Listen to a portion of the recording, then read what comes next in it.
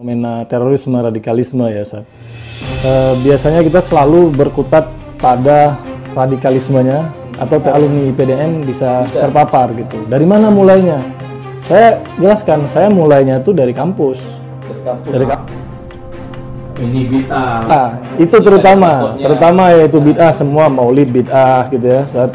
Tahlilan segala macam. Nah, paham ini saya bawa pulang ke akal nih. Makanya saya percaya dengan kajian itu gitu. Jadi kalau nggak ada dalil nggak bisa dilakukan. Nah itu kan dengan jargon seperti itu kan meyakinkan sekali Ustaz. Kalau nggak dilakukan Nabi kok kamu lakukan? Kamu lebih pintar dari Nabi.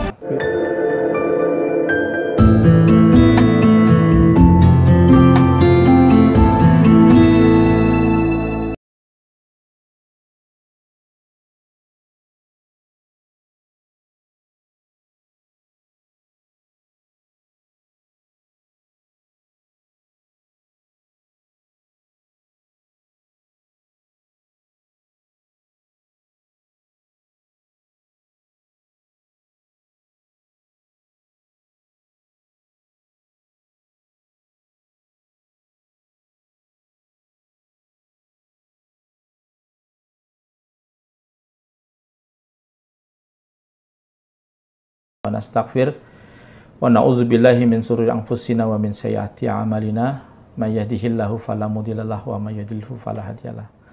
Amma ba'du, pemirsa Rumah Moderasi dan Muhibbin Sofyan Sauri Channel. Pada hari ini saya alhamdulillah kedatangan tamu istimewa ya, Bang Yudi Julfahri asal Aceh. Saya akan bincang-bincang terkait masalah intoleransi, radikalisme, dan terorisme. Saya perlu memberitahu kepada Anda bahwasanya saya di depan saya ini ada Bang Yudi Julfahri. Beliau merupakan alumni daripada IPDN, dulu namanya STPDN, Sekolah Tinggi Dalam Negeri. Pemerintahan dalam negeri. Yang mana termasuk sekolah ikatan dinas. Ternyata hasil daripada penelitian, riset dan lain sebagainya gitu. Kelompok-kelompok yang kemudian terafiliasi dengan kelompok-kelompok yang nanti melakukan aksi-aksi terorisme, ternyata dia tidak ujuk-ujuk melakukan sebuah aksi terorisme sebelum dia memasuki paham-paham intoleransi, radikalisme, dan inilah yang biasa disebut sebagai tangga menuju terorisme. Maka untuk itu saya akan berbicara. Beliau adalah Yudi Julfahri. Beliau adalah satu SPK dengan saya, satu perkara dalam kasus Jalin Jantoy. Maka untuk itu kita akan mewawancarai terkait dengan fenomena beberapa akhir-akhir ini banyaknya paham-paham intoleransi merambah kepada di sekolah-sekolah kedinasan, apakah itu di kepolisian, TNI, lalu sekolah kedinasan lembaga yang lain, dan juga di BUMN yang ada di negara kita. Saksikan wawancara podcast ini.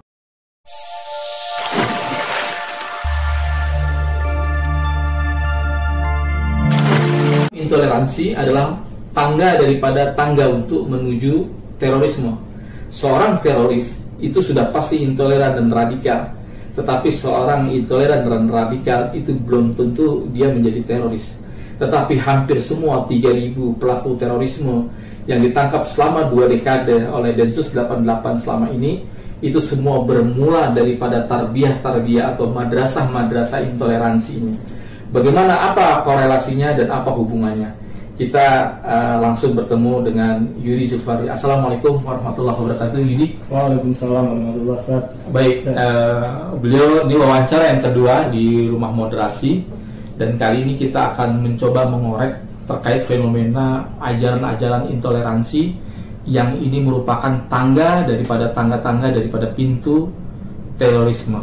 Nah, Bang Yudi, selama ini beliau sebelum terkena kasus Jantoy pada tahun 2010, beliau ini sempat ikut kajian-kajian yang boleh dibilang kajian-kajian sunnah yang ada di IPDN pada waktu itu di Selenyi di daerah Sumedang ya.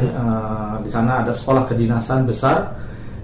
Di situ dari kajian-kajian situlah kemudian merambah ya, mengafirmasi diri ya, mengakselerasi lalu kemudian meningkat menjadi kelompok radikal dan sampai kepada melakukan aksi terorisme. Menurut ide fenomena seperti ini, apakah betul memang sudah banyak merambah di sekolah-sekolah kedinasan gitu? Apa menurut antum fenomena seperti ini gitu? Ya, bismillahirrahmanirrahim. Ya, kita kalau bicara tentang fenomena terorisme, radikalisme ya, Ustaz. Biasanya kita selalu berkutat pada radikalismenya atau terorismenya, gitu ya, Ustaz. Nah, jarang nih kita menyinggung tentang masalah intoleransinya. Nah, itu sama waktu saya dulu terpapar ya dalam pemahaman itu, Ustaz. Orang pada heran ya, kenapa sih kok bisa alumni IPDN bisa terpapar gitu? Dari mana mulainya? Saya jelaskan, saya mulainya tuh dari kampus. Dari kampus ikut. Jadi waktu itu ikut pengajian, ya tiba-tiba ya semacam ada hidayah mungkin mau ikut pengajian, dan pengajian yang saya ikuti itu pengajian di kampus, Ustaz. Pengajian resmi. Ya, yang diadakan oleh kampus. Kampus sendiri. Ya, oleh kampus. Jadi pengajian hari Jumat itu kalau nggak salah. Jumat sore itu pengajian resmi, yang undang penceramahnya juga kampus. Nah, biasanya bagian rohis ya. Ya, bagian rohis. Loh, apa di situ udah diajarin paham-paham radikal ekstrem? Enggak. Di situ nggak diajarin yang radikal gitu, enggak. Ya diajarinnya biasalah. Bahkan dikatakan wajib taat pemerintah gitu kan, Ustaz. Gitu. Iya, tetap. Ta'atul amri. Ya, gitu. Nggak boleh demo. Jadi yang diajarkan hal-hal seperti itu. Tapi di sisi lain dia menanamkan ya cara beragama atau paham beragama yang sangat intoleran ke dalam diri saya dan rekan-rekan yang lain juga. Misalnya mengatakan bahwa ini bid'ah. Itu terutama yaitu bid'ah, semua maulid bid'ah gitu ya, tahlilan segala macam. Nah, paham ini saya bawa pulang ke daerah itu karena saya ikut pengajian itu kurang lebih 2 bulan sebelum wisuda, sebelum lulus ya. Gitu. Jadi paham ini yang saya bawa pulang ke daerah. Dan saya meyakininya itu ini benar. Kenapa? Karena pakai slogan-slogan yang sangat meyakinkan. Misalnya, kalau nggak dilakukan Nabi berarti semuanya bid'ah. Kalau kita melakukan yang tidak dilakukan Nabi berarti kita lebih pintar dari Nabi. Nah, secara logik itu kan saya di kampus masuk ya. Secara logik sangat masuk akal nih. Makanya saya percaya dengan kajian itu gitu. Jadi kalau nggak ada dalil nggak bisa dilakukan. Nah, itu kan dengan jargon seperti itu kan meyakinkan sekali, Ustaz. Betul. Kalau nggak dilakukan Nabi, kok kamu lakukan? Kamu lebih pintar dari Nabi, gitu ya. Nah, begitu ditanamkan, saya percaya banget tuh. Nah, sampai saya akhirnya bawa pemahaman ini pulang ke Aceh. Sampai di Aceh, cari komunitas. Iya, sampai di Aceh, saya bawa pemahaman ini, saya lihat, loh, ini kok semua masjid bid'ah semua nih. Gitu.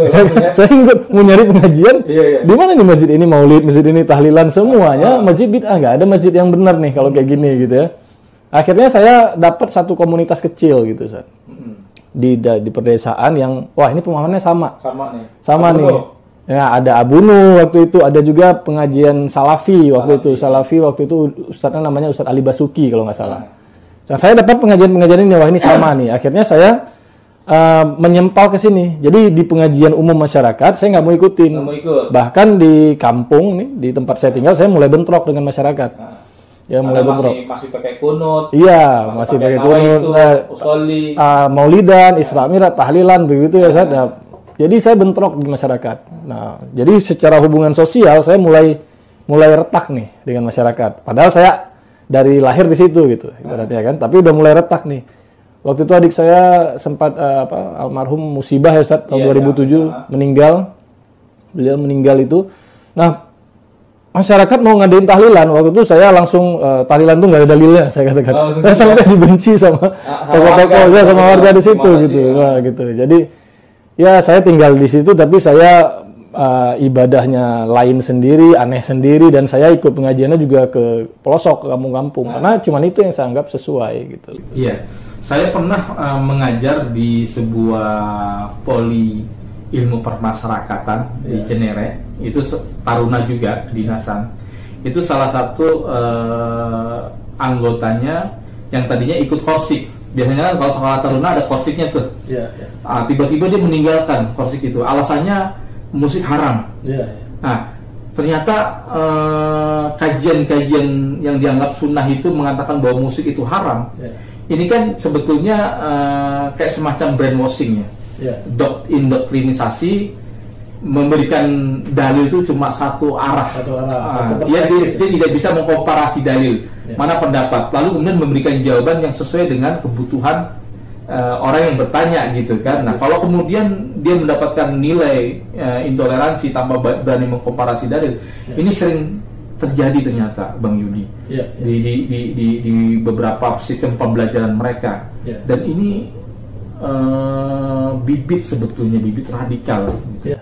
Ya, saya sebenarnya kalau mau ingat-ingat gimana dulu waktu di pemahaman itu ya, jadi ketawa sendiri gitu. Ketawa sendiri? Ya, karena gini, ngerasa paling benar, padahal sebenarnya ilmu itu cetek banget gitu. Iya. Kan kita satu sudut pandang ya, cuman saya ngelihat satu masalah hukum itu cuman dari satu pendapat. Nah, itu tapi merasa paling benar dan semua yang di luar itu salah dan sesat gitu. Ya kalau sekarang sudah terbuka begini kan jadi ketawa, jadi merasa kayak pinter banget padahal bego sebenarnya gitu. Jadi merasa benar sendiri, merasa ini sendiri dan mudah vonis-vonis orang, jadi suka ketawa sendiri. Nah, memang gaya beragama seperti ini ya, pemahaman. Jadi kalau ada pengajian yang mengajarkan cara beragama yang sempit seperti ini memang sangat berpotensi kita itu akan naik levelnya nanti ke ekstrem, radikal, dan yang sudah pasti di level ini aja kita udah mulai menyalah-nyalahkan orang, memvonis orang sesat gitu ya. Jadi beragama itu dalam pemahaman intoleran ini fokusnya itu bukan bagaimana menyebarkan Islam yang damai, yang benar, ya, nilai-nilai Islam, tapi justru fokusnya pada perbedaan, fokusnya pada permusuhan. Ketika kita ditanamkan paham ini, saya waktu itu gitu, fokusnya tuh mana yang sesat gitu ya. Wah, ini sesat, ini nggak benar, ini. Fokusnya setiap hari hanya itu. Akhirnya apa? Timbul kebencian, timbul permusuhan terhadap sesama gitu ya. Ustaz, itu yang saya rasakan dulu. Benci di luar kelompok gitu ya. Jadi ini akhirnya membuat nggak sehat pasti dalam diri seorang. Dia kadang merasa wah baik-baik aja ketika dia berada di kelompoknya. Tapi ketika dia harus berbaur dengan masyarakat, itu pasti ada kegelisahan. Ya, tidak tenang gitu. Padahal ala bizikrillah tatmainul qulub. Jadi semakin saya belajar agama di paham ini, semakin akhlak saya tuh saya bilang jelek. Jelek ya? Ya, akhlak saya malah tambah jelek. Kenapa? Karena suka vonis-vonis orang gitu. Ya, ini salah, ini sesat, wah itu nggak benar. Secara wajah itu juga kalau dengan yang berbeda susah senyum gitu. Ya, jadi saya merasa semakin beragama, tapi nilai-nilai Islam itu semakin sebenarnya jauh. Padahal ngaji itu bikin kita semangat, cerdas, berprestasi. Kenapa banyak yang nggak prestasi? Akhirnya malah keluar kayak antum, bukan malah berkarir, prestasinya meningkat, malah jadi nggak ini. Makanya itu, karena saya merasa dulu pemikiran yang sempit atau intoleran itu sebenarnya pemikiran yang terjajah gitu. Iya, terjajah. Jadi kalau kita membiarkan diri kita dalam faham yang sempit itu, kita sebenarnya sedang menjajah diri kita sendiri gitu. Pemikiran sendiri. Jadi terpenjara juga ya? Iya, terjajah. Jadi orang terjajah, terpenjara, pastinya dia tidak produktif gitu ya, tidak produktif, dia akan lebih ini.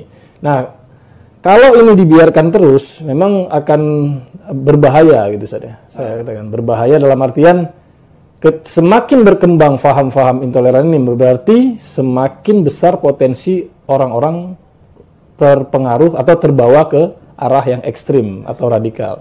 Nah, makanya saya ngelihat kalau pemerintah kalau mau bicara radikalisme ke akar, jangan bicara terorisme, jangan bicara di radikalismenya saja. Di hilirnya. Iya, di hulunya nih. Tapi hulunya gitu. Iya, intoleran. Nah, gimana bisa nggak buat undang-undang siapapun, jangan diskriminasi, siapapun faham yang mengajarkan intoleran ini harus ditindaklanjuti. Ada payung hukumnya gitu, ada payung hukumnya. Yang menindak.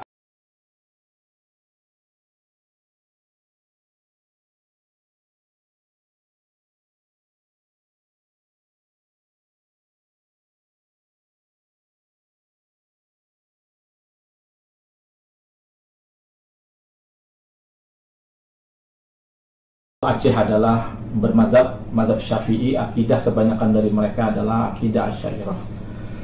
Beliau resisten di dalam dakwahnya karena banyak bertentangan dengan masyarakat di sana. Paham yang dibawa ketika dia mendapatkan di IPDN itu sangat berbeda jauh dengan apa yang dia temukan di masyarakatnya. Rasulullah SAW pernah bersabda, khatibunas ala qadri biuqulihim. Bergaulah, berbicaralah, berinteraksilah dengan manusia sesuai dengan kadar intelektualitas mereka. Nah, antum sudah menemukan gesekan-gesekan di tengah masyarakat dan ini memicu.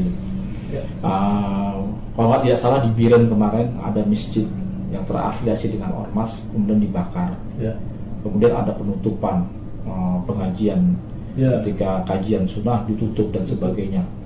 Bahkan banyak akwal daripada asatidnya itu yang kemudian nggak lumrah gitu, misalnya menganggap bahwa paha itu bukan aurat, padahal bagi masyarakat Aceh paha itu aurat karena dalam mazhab Syafi'i marubatahi wa suratihi auratun gitu.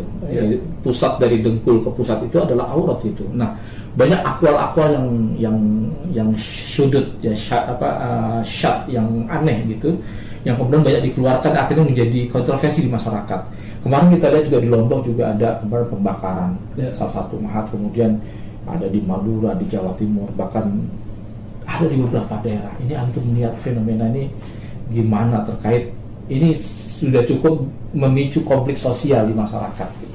Iya, memang paham intoleran ini paling minimal dia nanti Ustadz akan memicu konflik sosial ya Ustadz ya. Terjadi gesekan itu di kalangan masyarakat. Nah, kalau kita lihat ya Ustadz, pemahaman ini sebenarnya saya gini Ustadz, kurang lebih 2 minggu lalu ya sebelum Ramadan saya ditanya, saya ngisi seminar Ustadz di Tanjung Pinang. Waktu itu pesertanya ada TNI, Polri sama ASN gitu, saya PNS. Ada seorang anggota TNI yang nanya gitu Ustadz, wah saya pemahaman saya seperti ini, saya meyakininya seperti ini, dan saya sekarang bentrok sama keluarga. Ternyata dia paham yang ini, gitu, Ustaz. Ya tidak mau maulidan segala macam. Apa saya salah kalau saya nggak mau maulidan? Kata si TNI ini. Saya waktu itu jawab, masnya nggak maulidan itu untuk diri sendiri atau mas vonis-vonis orang yang maulidan itu sesat atau ini ya bid'ah segala macam? Karena kalau mazhab gitu, itu kan memang ada perbedaan-perbedaan saya bilang. Artinya perbedaan itu kalau mas memilih itu ya monggo gitu, tapi jangan vonis yang di luar itu sebagai sesat atau bid'ah itu. Nah, enggak, saya nggak pernah vonis ya. Dia bilang dia tetap lebih nyaman dengan pemahamannya yang itu gitu. Saya bilang nggak apa-apa kalau memang pilihannya itu, tapi jangan vonis orang lain gitu, jangan vonis orang lain. Nah, yang melakukan itu gitu, yang berbeda gitu. Nah, ini kan sebenarnya Ustaz, masalahnya di masyarakat.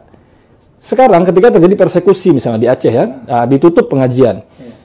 Akan dicap orang yang menutup ini sebagai orang yang barbar misalnya atau intoleran. Yang nutup ini yang dikatakan intoleran. Padahal pemicunya kenapa? Karena pengajian ini selalu mengusik ibadah orang lain, mazhab orang lain gitu. Dia nggak bisa menghargai perbedaan. Dalam pengajiannya selalu mengatakan ini bid'ah, ini bid'ah, ini bid'ah, ini sesat, ini sesat. Sehingga orang lain yang yang merasa dikatakan ini kan marah. Akhirnya berarti bermain play victim juga. Iya, playing victim sebenarnya. Nah, gitu, playing victim. Masa menjadi korban. Iya, padahal pemicunya dia gitu, pemicunya dia. Nah, ini sebenarnya masalahnya, Ustaz. Suka memvonis orang lain. Saya kasih contoh lagi ini, Ustaz. Ini mudah-mudahan bisa membuka ya pikiran para pengikut pemahaman ini. Saya ngisi bedah buku waktu itu di Melaboh, daerah Melaboh. Ada teman saya, dia ikut dalam seminar itu. Ketika dia dengar saya menyampaikan bahwa ini akarnya begini gitu. Dari cerita saja, Ustaz. Dari cerita saya dulu ngaji di kampus, pemahaman saya begini. Nah, dia merasa loh, aku sekarang pemahaman itu juga. Dia datangi saya. Itu teman SMA saya, tapi dia udah jadi pegawai waktu itu.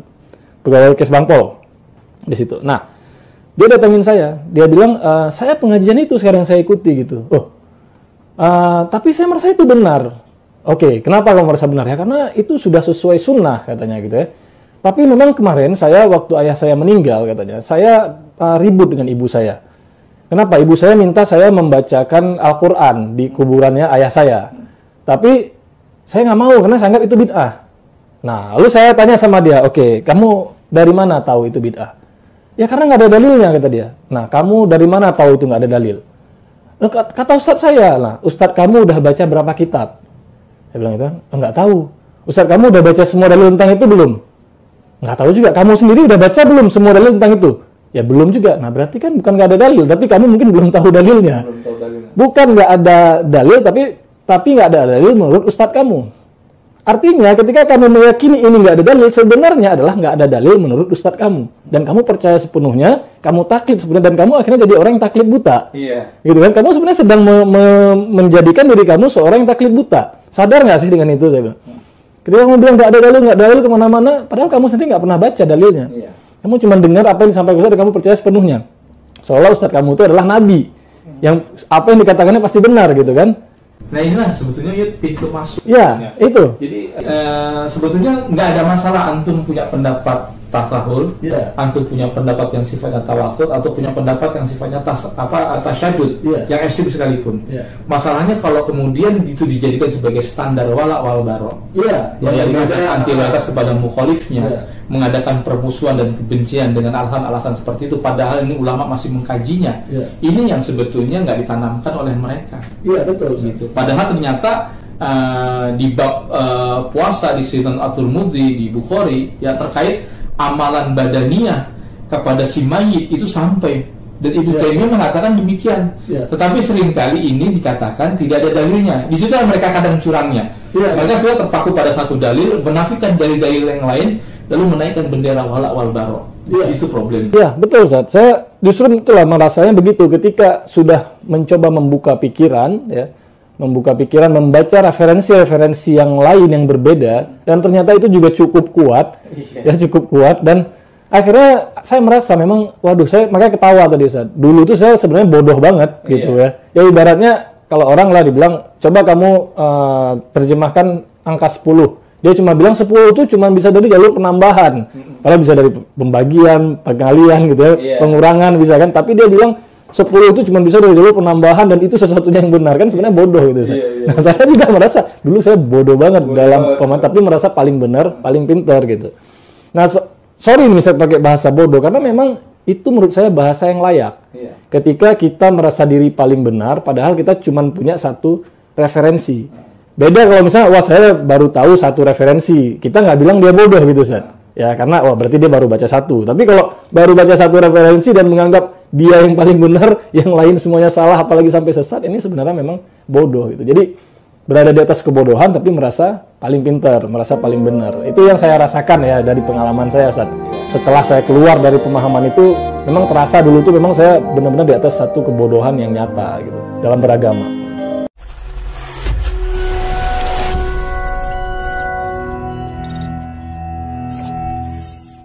Kasus terorisme yang ditangkap oleh Densus 88 sejak 2 dekade, sejak tahun 2000 sampai 2022, kebanyakan dari mereka adalah orang-orang yang tidak bermazhab dan anti mazhab.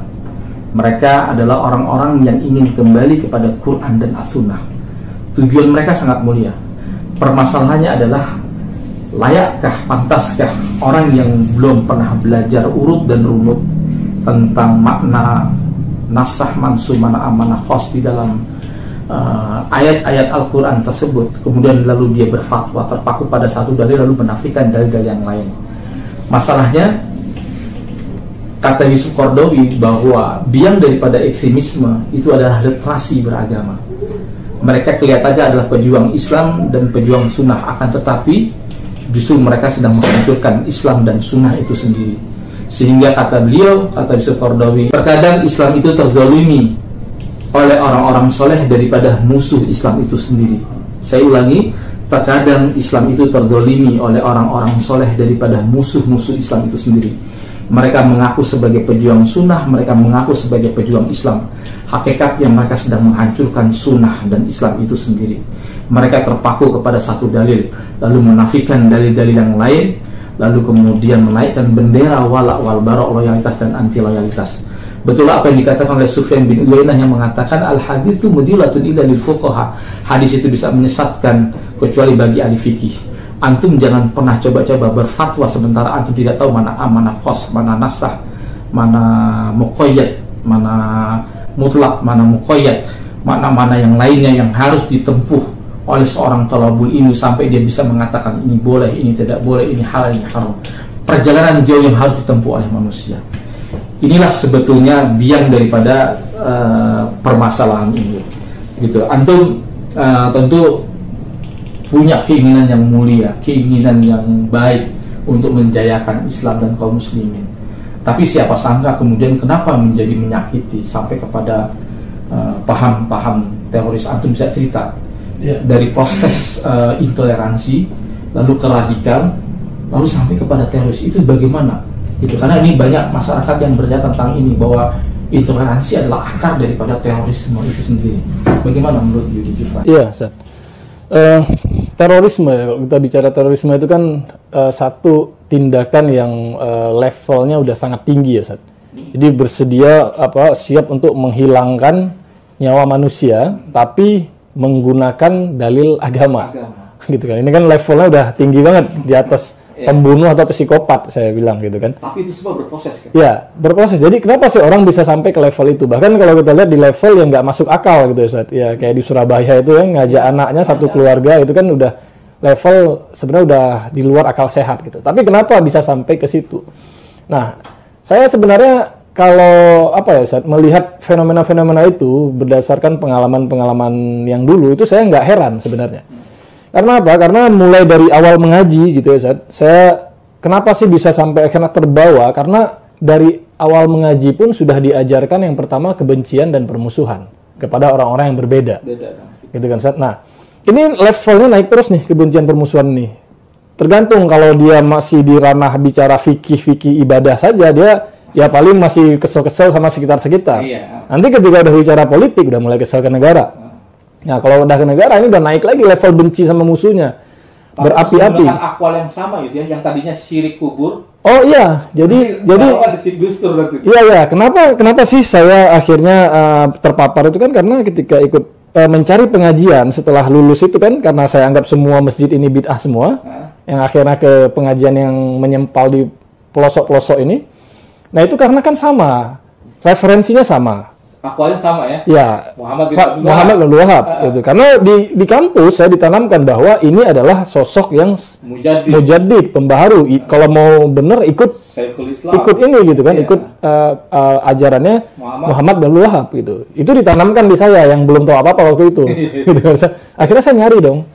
Nyari di pelosok ini memperluas cari jaringan gitu. Di mana yang pemahaman seperti ini juga. Nah, di sini ternyata ngajarinnya Muhammad bin Wahab yang lebih tinggi lagi levelnya. Kalau di kampus nggak ngajarin politik, di sini masuk ke ajarannya Muhammad bin Wahab yang berbicara tentang politik. Masuk ke politik. Nah, ini mulai naik levelnya gitu. Nah, mungkin kalau kawan-kawan yang sekedar ngaji masalah fikih saja, nggak fikih ibadah, maksudnya nggak pernah berarti bikin gaduh di kampung gitu. Tapi kalau udah bicara politik, dengan akwal yang sama gitu. Iya, dengan referensi yang sama gitu. Kalau udah bicara politik berdasarkan pemahamannya aliran ini, wah itu udah pasti musuhi negara dan ujung-ujungnya pasti ke arah terorisme. Nah, ini makanya kenapa ini jadi pintu masuk, yaitu karena ini kan pemahaman berbicara tentang banyak hal gitu, Ustaz. Iya. Nah, ini kalau sekarang ada pengajian yang membela pemahaman ini gitu ya. Karena apa? Karena dia cuma membahas sebagian saja. Masalah fikih ibadah saja. Ayo kita tantang, coba kita bahas politik dari pemahaman ini. Gimana? Misalnya gini deh, satu perkataan yang saya ingat banget tuh. Seandainya seluruh penduduk desa dan kota semuanya terbunuh, itu masih lebih ringan daripada mereka mengangkat satu orang yang memutuskan satu perkara bukan dengan hukum Allah. Gitu kan? Jadi bayangin aja itu ditanamkan ke kepala kita, berarti aku mau ngebom, jangankan cuman di polsek atau di ini, satu desa dan kota itu pun terbunuh, itu masih lebih mending, masih lebih ringan daripada tegaknya hukum buatan manusia gitu kan. Jadi ini kan mengerikan fatwa-fatwa begini gitu. Ini yang tertanam di kita, akhirnya jadi ya bodoh amat, mau ngebom di kampung Melayu, di terminal, di mana mau kena korban masyarakat, masih ringan lah. Di fatwanya satu desa dan satu kota kok bisa dibunuh. Ya, apalagi cuman sekedar berapa orang yang jadi, makanya sadis jadinya. Sadis. Nah, dan energi kebencian permusuhan itu yang terus-terusan ditanamkan dari faham intoleran ini, itu membuat orang itu tidak sehat cara berpikirnya. Tidak sehat. Saya merasa begitu juga waktu dulu. Cara berpikir saya nggak sehat. Ribut sama keluarga, ribut sama tetangga, padahal Islam mengajarkan kepada arah yang baik, mengajak dengan cara yang ma'ruf gitu. Ke Fir'aun saja cara yang ma'ruf kalau mau berdakwah gitu ya. Ini langsung dengan kebencian masalahnya gitu, Ustaz. Wah, bid'ah, benci banget gitu. Kalau di masyarakat lihat dia kalau harus terpaksa ngikut sholat jamaah di itu, saya dulu ya udah cepet-cepet pulang langsung gitu kan, muka masem gitu, nggak mau diajak salaman misalnya habis assalamualaikum diajak jabat tangan gini, masem banget muka tuh, aduh merasa aduh aku dosa banget nih, padahal cuma salaman gitu ya, saya udah merasa dosa banget ini bid'ah banget gitu. Jadi ya justru semakin belajar agama difaham itu semakin nggak tenang. Semakin belajar agama, semakin akhlak itu buruk menurut saya. Kalau baik pun baik untuk diri sendiri saja. Ya, tapi untuk orang lain yang berbeda itu akhlaknya buruk banget. Gitu. Kalau baik untuk keluarga sendiri aja paling gitu. Sampai kawan-kawan datang pas mau tahlilan adik antum. Iya. Antum ngeliat pegawai negeri itu udah kayak awan. Jadi, adik saya meninggal, kawan-kawan datang mau takziah, saya malah benci dengan mereka gitu. Nggak mau ngomong, nggak mau ini. Itu kan akhlak yang buruk gitu. Tapi itu otomatis bukan dibuat-buat. Jadi ketika faham itu udah tertanam di sini, kita memang jadi buruk akhlaknya. Saya pernah mendengarkan sebuah ceramah di sebuah masjid komunitas As-Sunnah. Dia mau pakai kalau akuannya Muhammad bin Abdul Wahab. Ini percis apa yang diceramahi oleh Aman Abdurrahman, oleh kelompok-kelompok takfiri. Cuma mereka masih mainan di syirik kuburan. Sementara kita sudah main di syirik astana atau syirik usul atau syirik undang-undang dan sebagainya gitu. Nah, mereka kebanyakan menggunakan akwal yang sama. Nah, itu menurut antum itu gimana? Itu masalahnya begini, ketika Muhammad bin Abdul Wahab, ini irisannya kan di Muhammad bin Abdul Wahab. Apakah itu mau salafi jihadi takfiri, apakah salafi jihadi ala Al-Qaeda, apakah salafi jihadi harokinya yang agak-agak ikhwani, kemudian ada salafi jihadi yang model Yamani atau salafi jihadi yang model kayak Roja, semuanya sama-sama benang merahnya diikat dengan yang namanya mengagumi Muhammad bin Abdul Wahab. Masanya nggak ada jaminan orang bisa nyebrang ke sana ke sini ke salafi jihadi, karena ketika menganggap bahwa ajaran Muhammad bin Abdul Wahab nggak perlu dikritik, dia steril dari kesalahan, maka selama itu kata Syarif Hatim Al-Auni, maka ketika itu para pemuda banyak yang kemudian mengambil referensi Muhammad bin Abdul Wahab. Nah, itu gimana menurut Anda? Jadi begini Ustaz, saya ngelihat ya Ustaz, aliran ini itu sebenarnya aliran kutu loncat saya bilang. Kutu loncat. Ya, jadi karena dia terlalu mudah memvonis, ketika dia mudah memvonis orang lain, dia nggak sadar nanti dia juga akan mudah memvonis yang sealiran dengan dia. Makanya yang terjadi perpecahan. Misalnya dulu deh waktu awal-awal ngaji tentang Ihya Uturots itu ya, lembaga pendanaan itu sosial gitu kan. Itu pembahasan itu aja sampai bikin pecah-pecahnya luar biasa tuh di dalam tubuh kelompok mereka gitu kan. Nah, makanya ini kan sebenarnya paham yang rapuh. Nah, ketika pecah-pecahin ini loncat dari sini ke sini dari dulu awalnya dengan ini. Karena sesama mereka saling mentahzir. Iya, saling mentahzir. Jadi gara-gara misalnya begini deh. Saya ikut pengajian di Yamani gitu ya. Oh, di situ kita baik semua bersahabat. Tiba-tiba saya diajak oleh teman yang misalnya di alirannya Radio Roja misalnya gitu ya. Radio Roja sudah dianggap bid'ah, alul bid'ah karena terima sumbangan segala macam lah gitu ya. Gara-gara saya ke sini ikut pengajian di sini ya, karena saya dibenci sama yang pengajian ini gitu ya. Nah, kenapa dari yang saya awalnya kelompok ini gara-gara dibenci saya loncat ke sini. Jadi gitu. Nah, sama juga nanti gini loncat. Jadi mudah sekali terpecah. Sebenarnya ini faham yang seolah-olah solid terlihat, padahal sebenarnya rapuh sekali. Di antara mereka sendiri kita lihat kalau udah level tinggi Ustaz, ISIS ya. Berapa pecahan udah ISIS ya, saling ngafir-ngafirin satu sama lain gitu kan. Rapuh. Jadi aliran ini semakin dia ingin memperdalam Islamnya, semakin saya lihat dia itu jauh dari ajaran Islam itu sendiri. Masalahnya gini yuk, ketika kita membantah narasi-narasi takfiri, ini kelompok ini pada tersinggung nih, yang rojaknya, yang harokinya. Ini apa-apa jangan-jangan mereka ini satu spesies beda kolam doang nih. Ya, itu akibat, saya lihat sih akibat fanatisme buta ya Ustaz. Akibat fanatisme buta, artinya fanatismenya udah buta sekali, dia nggak bisa lagi menerima kritik. Gitu ya. Padahal mungkin dia sendiri belum baca gitu saja. Jadi misalnya dia belum baca, fitnah dia Wahab bin Rustum segala macam, dia sendiri belum paham, tapi karena memang pengajian ini mengajarkan fanatisme buta, dan itulah cara metode untuk memperkuat gitu. Jadi misalnya begini metodenya, gimana sih cara dia memperkuat pengikutnya gitu? Dengan cara mengatakan orang lain di luar kita itu semuanya sesat, semuanya salah. Dengan cara apa? Tidak boleh baca referensi di luar rekomendasi. Gitu. Jadi ustadz-ustadznya sudah di list ini yang boleh ya. Penerbit ini yang boleh gitu kan. Nah, ini boleh. Nah, cara paling mudah untuk memperkuat loyalitas pengikut itu adalah doktrin. Padahal Islam itu bukan mengajarkan doktrin gitu, tapi sebuah pemahaman yang apa namanya ya, yang benar gitu. Jadi kita beragama itu dengan satu pemahaman, bukan doktrin. Ini pasti benar ini, tapi misalnya, wah kenapa sih ini nggak boleh? Ada alasannya gitu kan. Kan Islam mengajarkan untuk kita itu luas, terbuka gitu. Pemahamannya luas, itu yang diajarkan oleh Islam. Makanya kan saya pernah dengar Ustaz, metodologi penelitian di kampus-kampus sekarang itu pencetusnya kalau nggak salah Imam Syafi'i. Saya pernah dengar kayak gitu. Jadi gimana merincinya gitu ya. Setiap ada sesuatu itu dirinci dengan detail.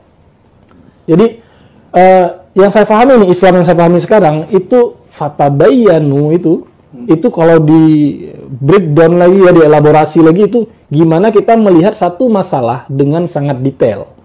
Itu ada masalah ini gimana sih, misalnya ada masalah musik. Detail itu kan ada berapa pendapat di sini. Ya, ada berapa pendapat, ada berapa ini. Wah, gimana pendapat masing-masing ini? Itu kan detail banget sebenarnya. Nah, kelompok ini itu ciri-ciri orang pintar kan gitu, Ustaz. Ya. Makanya di kampus-kampus banyak orang pintar karena dia detail penelitian, dia ini. Nah, ini kelompok ini dia nggak mau detail, dia doktrin. Ini sesat, ini nggak ada pendapatnya, ini nggak ada dalilnya. Doktrin. Dia bilang nggak ada dalilnya, apakah pengikutnya benar-benar tahu ini nggak ada dalil? Nggak tahu. Apakah pengikutnya benar-benar udah baca bahwa ini nggak ada dalilnya? Nggak tahu, dia cuma baca di majalahnya paling atau di buku yang referensi mereka. Di luar mereka nggak. Nah, ini kan sebenarnya satu metodologi belajar yang nggak diajarkan oleh Islam. Islam suruhnya detail, tabayun. Cek recheck semuanya gitu kan, gimana. Nah, tapi merasa paling Islam. Nah, ini yang makanya saya bilang saya merasa bodoh dulu, yaitu merasa paling Islam, padahal sebenarnya jauh dari nilai Islam. Nah, itu. Jadi itu saya lihat doktrin-doktrin ini ya yang sudah diajarkan, cara beragama dengan doktrin inilah cara mereka untuk mengikat para pengikutnya, sehingga para pengikutnya itu semacam saya bilang halusinasi. Makanya artinya udah merasa benar banget, udah merasa wah kita ini sudah berada di jalan surga, padahal yang terjadi mereka itu mengikis ajaran-ajaran Islam itu sendiri. Ya mengikis ya. Jadi ini luas misalnya, mereka kikis sehingga jadi kecil gitu, jadi sempit ajaran Islam itu gitu. Makanya ada ulama Syafi'atullah bilang begini, yuqaiduna qawaid min indi anfusihim hududan lidinillahi ta'ala. Gitu. Jadi mereka ini membuat kaidah-kaidah atas diri mereka sendiri, membuat batasan-batasan agama Allah. Wa am dakhalu fihi fa huwa al-Islam wa am la fa huwa kafir. Barang siapa yang masuk ke dalamnya berarti dia Islam, kalau keluar dari dia berarti dia kafir. Gitu. Padahal batasan-batasan itu nggak dikenal juga. Jadi mereka sebenarnya juga melakukan bid'ah juga. Gitu. Justru kalau saya melihat justru mereka lah sebenarnya ahlul bid'ah yang sebenarnya saya katakan, karena banyak sekali dari beragama kan? Itu banyak sekali hal-hal yang sebenarnya mereka ciptakan sendiri. Gitu ya, ajaran-ajarannya adalah ciptaan mereka, nggak ada referensinya. Kalau bicara salaf, dulu salaf justru nggak pernah melakukan itu. Justru bermazhab. Iya, bermazhab. Kalau misalnya nggak boleh sholat di belakang ahlul bid'ah yang versi mereka, ahlul bid'ah itu yang berbeda pendapat dengan mereka, padahal dulu para imam mazhab juga saat ini sholat di belakang gitu kan. Jadi bid'ah yang paling besar saya lihat itu adalah ketika Islam mengajak kepada ukhuwah, mereka justru mengajak kepada perpecahan dan sangat getol dengan perpecahan. Ini bid'ah terbesar dari kelompok ini saya lihatnya. Makanya betul ya, dinamakan Khawarij itu karena mereka keluar. Nanti ada sifat-sifatnya juga itu sedikit-sedikit Khawarij, kalau menurut saya ada benang merahnya di situ. Baik dari faktor nasab mereka juga berasal dari Najd ya kan, sampai kemudian pemahamannya juga kurang lebih sama gitu ya. Itu saya pokoknya merasa benar-benar pemahaman itu sempit dan merusak Islam itu sendiri.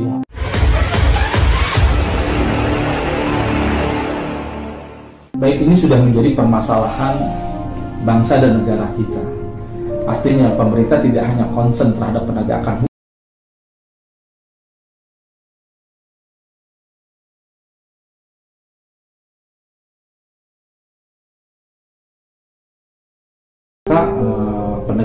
nggak dibarengi dengan menutup pabriknya, yaitu paham-paham intoleransi dan radikal yang secara nggak sadar ternyata ada di dunia pendidikan kita, dunia metodologi pembelajaran kita selama ini. Nah, saran antum terkait kepada negara ini yang mengatasi hal-hal seperti ini, fenomenal seperti ini, keagamaan seperti ini, seperti apa Bang Yudi? Ya, kalau kita bicara ini kan nanti terkait ujungnya di terorisme ya Ustaz ya. Itu. Kalau kita bicara penanggulangan terorisme, sekarang ada badannya khusus BNPT gitu. Saya melihat selama ini ya sudah bagus ya, upaya yang dilakukan itu sudah bagus, sudah lumayan gitu. Tapi memang belum menyentuh akar. Kalau saya lihat. Jadi entah karena memang regulasinya nggak ada atau belum ada keberanian ke arah situ gitu. Negara ini sendiri gitu. Saya nggak ngerti juga gitu. Pemerintah juga sebenarnya masih meraba gitu. Ini binatang apa? Atau mungkin pemerintah sendiri masih belum yakin ya, ini benar nggak ini. Tapi sebenarnya dari kajian-kajian, bahkan dari seminar-seminar yang diadakan oleh pemerintah sendiri itu kan sudah jelas mengatakan intoleransi ini akarnya gitu. Nah, sekarang gimana intoleransi ini bisa kita cegah?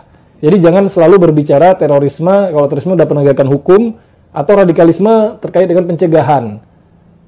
Pencegahannya hanya di level radikalisme aja. Ya, ke kampus-kampus radikalisme ini bahaya takfiri. Nah, gimana orang jadi takfiri? Ini seharusnya yang diinikan juga nih, dikonsentrasikan juga nih. Gimana, apalagi kalau sampai ada regulasi, Ustaz. Nah, itu bagus banget ya. Jadi, dan dia nggak terkhusus ke paham ini saja gitu. Artinya regulasi ini kalau kita udah bicara hukum, ya siapapun yang berbicara intoleransi. Pembelian sarana pendidikan ketika dia mengajarkan paham-paham intoleransi juga bisa disikapi gitu. Dievaluasi ya. Jadi intoleransi ini kan bukan terkait dengan agama Islam saja. Agama lain juga ada intoleransi, atau bahkan paham nasionalis pun ada yang intoleran. Itu dan semuanya. Jadi semua yang berbau intoleran ini kan sebenarnya penyakit gitu saja. Akar menuju ke radikal atau terorisme atau kekerasan pada ujung-ujungnya. Nah, saya berharap kalau pemerintah bisa concern ke sini, Ustaz. Membuat satu regulasi khusus tentang regulasi. Jadi bukan cuma sosialisasi saja tentang intoleransi. Kita harus toleran, tapi ada sebuah regulasi. Mungkin nggak mudah ya, Ustaz. Saya berpikir juga mungkin ini nggak mudah karena ini butuh satu kajian yang benar-benar khusus dan mendalam. Kalau mau dibatasi intoleransinya kayak gimana ciri-cirinya ini mungkin, tapi setidaknya harus ada upaya ke situ kalau menurut saya, Ustaz. Supaya kita menyentuh akar. Nggak selalu berbicara di tengah-tengah atau di hilirnya saja gitu. Tapi gimana kita mulai berpikir untuk menyentuh akar. Nah ini, ya kalau mudah-mudahan ada ya kajian-kajian atau seminar-seminar atau diskursus yang membahas tentang nggak sekedar lagi intoleransi itu akar masalah, tapi gimana kita mencegah terjadinya intoleran, baik dengan regulasi atau dengan apapun gitu. Nah mungkin harus dikembangkan ke arah sana gitu, Ustaz. Diskursusnya, Ustaz bisa undang mungkin pakar-pakar atau dari pejabat pemerintah untuk bagaimana mencegah intoleransi, bukan lagi mencegah terorisme dan radikalisme. Nah, gitu mungkin Ustaz dari saya. Oke. Baik, demikian bincang-bincang saya dengan Yudi Julfari. Banyak sekali yang mau kita sampaikan, mau kita tanyakan kepada beliau, tapi mengingat waktu, lain kali waktu kita akan sambung lagi. Demikian dari saya, Sofyan Sauri. Ila muwafiq ila aqwamit thoriq. Kurang lebihnya mohon maaf. Bila taufiq wal hidayah. Wassalamualaikum warahmatullahi wabarakatuh. Waalaikumsalam.